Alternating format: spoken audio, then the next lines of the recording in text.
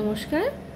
আজকে আমি পড়ে শোনাচ্ছি আর দ্বিতীয় গল্প হচ্ছে দ্য সিক রোজ, উইলিয়াম ব্লেকের লেখা। তো এই কবিতাটা বলার আগে বলে নিই যে এই গল্পটা কবিতাটা কিন্তু এই বয়সের ছেলে মেয়েদের জন্যে বোঝা সত্যিই কঠিন। এর মধ্যে এত বেশি ইনার মিনিং আছে, আর যেটা অনেকটাই একটা সেক্সুয়াল দিককে দেখানো হয়, অনেকটা বোঝানো হয়। ছোট্ট 8 লাইনের কবিতা, কিন্তু এর ভেতরে কিন্তু মিনিংগুলো অনেকই গূঢ়। তো প্রথমে কবিতাটা পড়ে নিই, তারপরে আমি চেষ্টা করব ভালো করে বোঝাতে যে কবিতাটার মানেটা আসলে কি দাঁড়ায়। ও রোজ, thou art sick, the invisible worm that flies in the night, in the howling storm, has found out thy bed of crimson joy, and his dark secret love does thy life destroy. এখানে যেটা বলা হলো যে গোলাপ, তুমি কিন্তু অসুস্থ হয়ে পড়েছো, কারণ একটা ইনভিজিবল ওয়ার্ম, যেটাকে দেখা যায় না সেরকম একটা পোকা এসে তোমার সৌন্দর্যতাকে নিয়ে নিয়েছে। আর যে পোকাটা রাত্রিরে ঘুরে বেড়ায় আর একটা ঝড়ের রাতে তোমার কাছে এলো, এসে তোমার ওই সুন্দর নরম লাল পালকের বিছানাটা পেল, পাপড়ির বিছানাটা পেল, আর অনেকটা এনজয় করলো। আর এই ভালোবাসাটা একটা সিক্রেট থেকে গেল, সে জানাতে চায়নি যে সে ওকে ভালোবাসে। কিন্তু অন্য দিক থেকে এর ফলে গোলাপটা কিন্তু আস্তে আস্তে মৃত্যুর দিকে ঢলে পড়ল। তো এই কবিতাটার মানেটা কি? মানে হচ্ছে এই গোলাপটা আসলে একটা সুন্দর, নিষ্পাপ, পবিত্র মেয়ে, যে মেয়েটা সবচেয়ে প্রথমে জীবনের মধ্যে ফুটে উঠতে শুরু করেছে, যে নিষ্পাপ, যে আগে কোনো পুরুষের সঙ্গ পায়নি আর বিশ্বাস করেছে প্রথম পুরুষকেই। কিন্তু সেই পুরুষটি ছিল একেবারেই খারাপ চরিত্রের।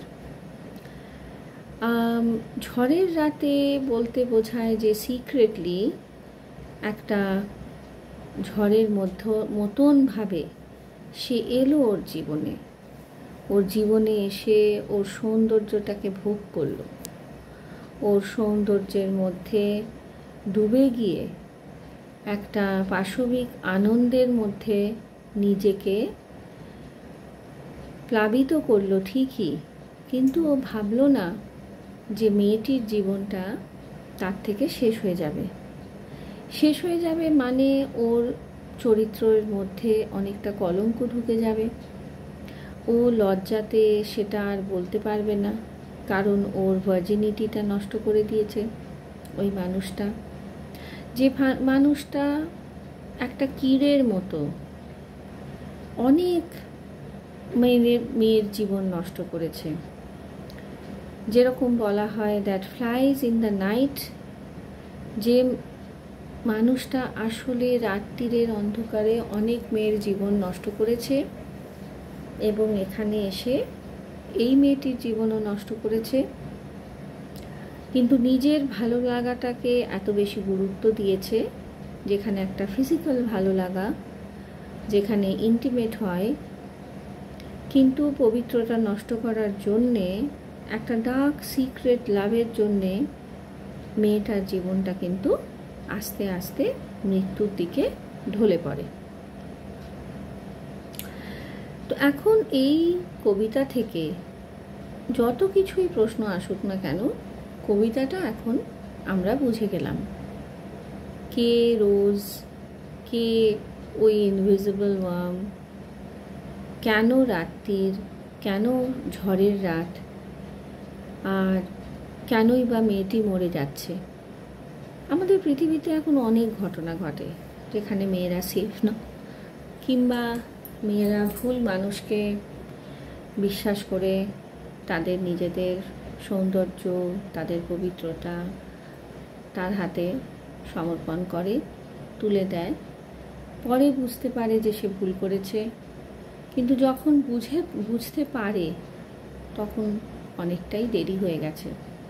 তখন সে লজ্জায় কুঁকড়ে সমাজের থেকে মুখ লুকিয়ে অনেক সময় মেয়েরা সুইসাইড করে, কিংবা আর কোনো দিন কাউকে ভালোবাসতে পারে না, কিংবা কাউকে বিশ্বাস করতে পারে না। প্রথম বিশ্বাসটা ভেঙে গিয়ে এত খারাপ লাগা তৈরি হয়েছে যে সে আর উঠে দাঁড়াতে পারে না। তো এটাই হচ্ছে এই কবিতাটার মানে। তো উইলিয়াম ব্লেক 1757 to 1827 অবধি বেঁচে ছিলেন। খুবই নামকরা কবি ছিলেন, আর রোম্যান্টিক মুভমেন্টের জন্য অনেক কবিতা লেখেন।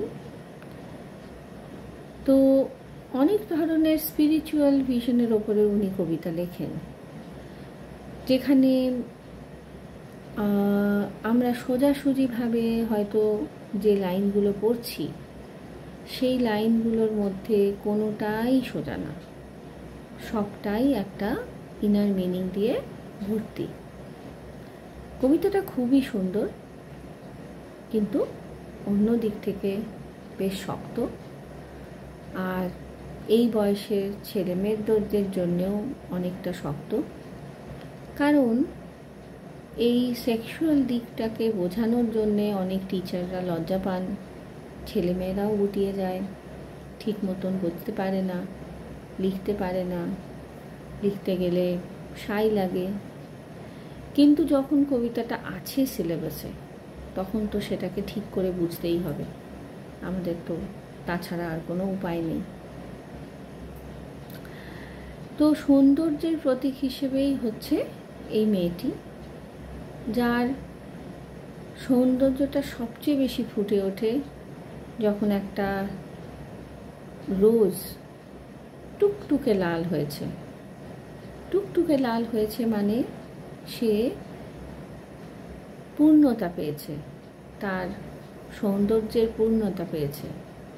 মেয়েটি ছোট থেকে একটু বড় হয়ে একটা মহিলার দিকে যাচ্ছে, যেখানে তার সব রকম আশা আকাঙ্ক্ষাগুলো আছে। ভালোবাসাটা ফুটে উঠতে চাইছে, ভালোবাসা খুঁজছে, ভালোবাসা চাইছে। তার সেই জন্যেই ভুল লোকের হাতে এক এক সময় মানুষ পড়ে যাচ্ছে। এরকম ঘটনা অনেক অনেক ঘটছে, যেখানে মেয়েরা বিশ্বাস করে কারোর হাত ধরে বেরিয়ে যাচ্ছে, অথচ তাকে বিক্রি করে দেওয়া হচ্ছে, কিংবা তাকে দিয়ে অনেক খারাপ কাজ করিয়ে টাকা নেওয়া হচ্ছে, কিংবা যখন দেখা গেল মেয়েটি ঠকে গেছে, যখন সে বুঝতে পারল, তখন সে সুইসাইড করছে, কিংবা বাড়িতে ফিরে এসে আর কোনো দিন বিয়ে করতে পারছে না। তো এই ঘটনাগুলো আজকের জীবনে, আজকের পরিস্থিতিতে খুবই সত্যি। সেই হিসেবে ছোট বাচ্চাদের মধ্যে এই ধরনের কবিতা জেনে যাওয়াটা ভালো।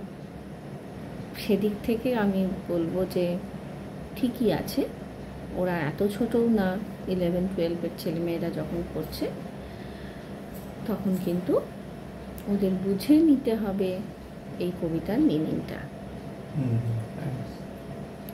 তাই জন্যে আজকের মতন এই কবিতাটা এখানেই আমি শেষ করছি। Thank you.